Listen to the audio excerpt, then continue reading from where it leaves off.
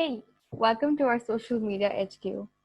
Over here, you'll find everything you need to do work in the social media team. First, we have the ideas. If you just click on here, you'll find ideas for potential social media campaigns or posts that you guys can do. And to add any new ideas, you can just click here and press enter and keep writing. It's pretty basic.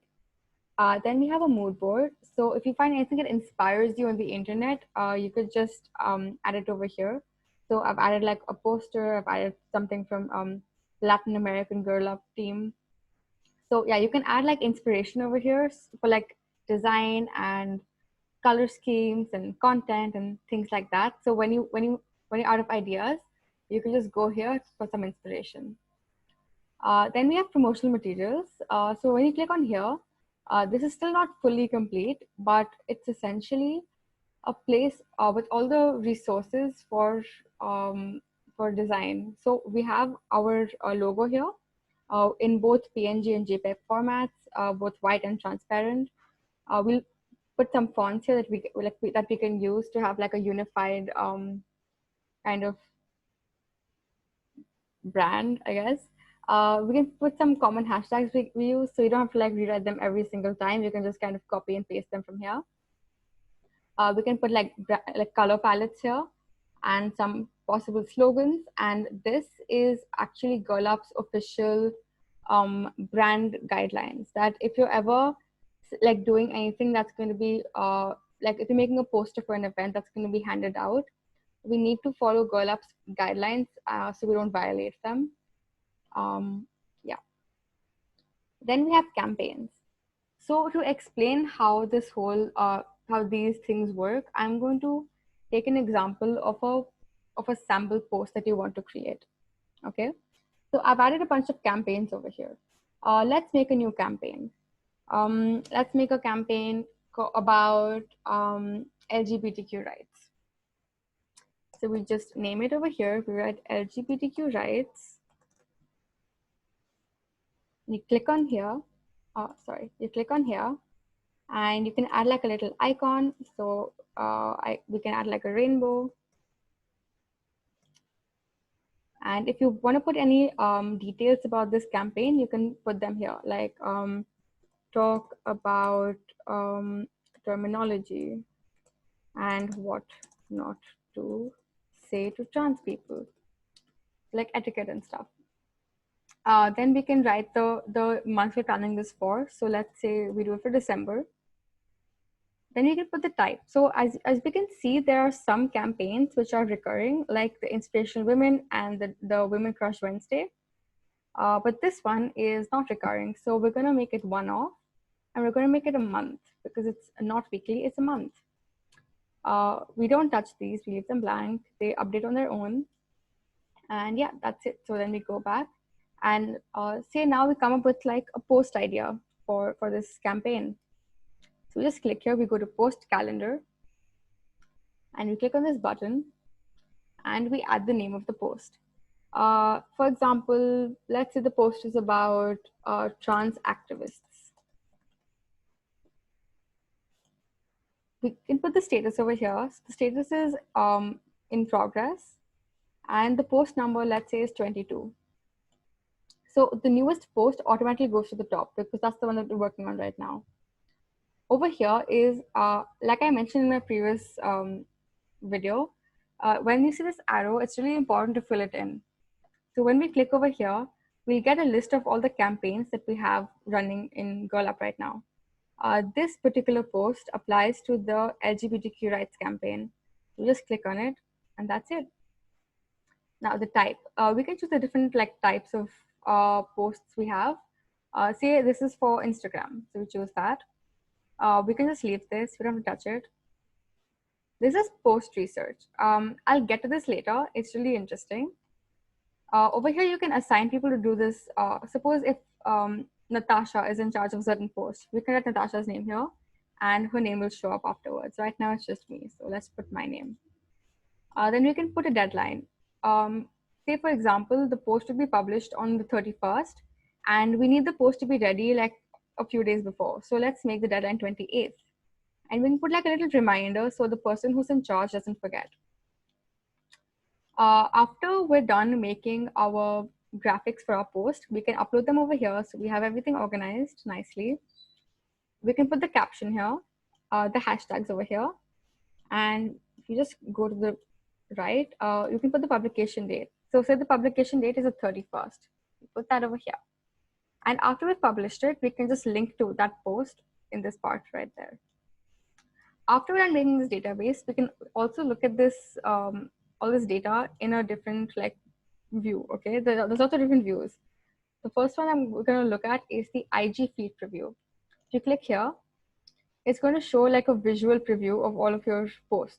It's not complete yet, so you can't see everything. But as we add things, it'll be like a nice way of seeing exactly what we've done.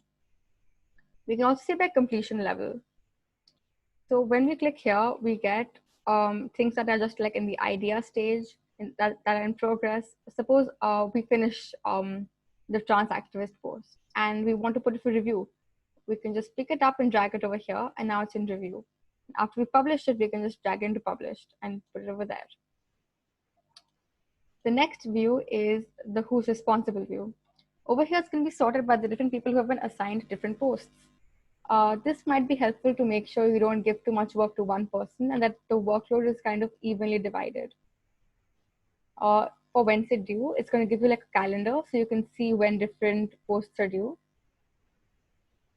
When you open post schedule, it's going to show you your posting schedule. So when you're posting different things, this can be really useful for making sure that you're like posting regularly at like proper intervals and that you're like following like some sort of like structure. But yeah, and if you want to add any more views, you can click here and you can just add things as you feel is appropriate. Yeah. Now let's go back to the HQ. Next up is content creation. For this trans activist post, maybe we need some research to be done about some famous activists. So what we can do here is we can write research on activists. The type is Instagram. And once again, we can assign the work to different people. We can set internal deadlines. Maybe we can make it the 17th. We can put the status like we did earlier. We can put the link to our Google Doc here so we can get to everything really easily. We can link to the campaign over here. So this is for the LGBTQ rights campaign. And we can put the publication date, which is the 31st. And this is where you link to the post that you're making this content for. So this research that you're doing is for the trans activist post. So you click on this and it gets linked. I'll get to why linking is important in a bit. Next up, we have tasks. So we can set different tasks for different events and we can sort it really easily. So to make a new task, you click on new. Suppose the task is make graphics for post on Canva. We can assign it to a person. We connect it to our campaign. I'm sorry, why is it not loading? Anyway, we connect to a campaign. We put a due date. We can put the post it's connected to. We can put the campaign it's connected to. We can put the status. So status, for example, it might be doing, like it's in process right now. And we just close this. And it's appeared over here, there. And after we're done, we can click on done. So whenever we add a task, we assign it to a certain post. That way we're always very organized and we can see all the tasks for a certain post. To do this, we can go into sort.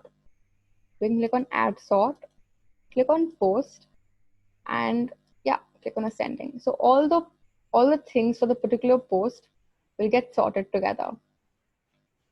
Now let's see why linking is important.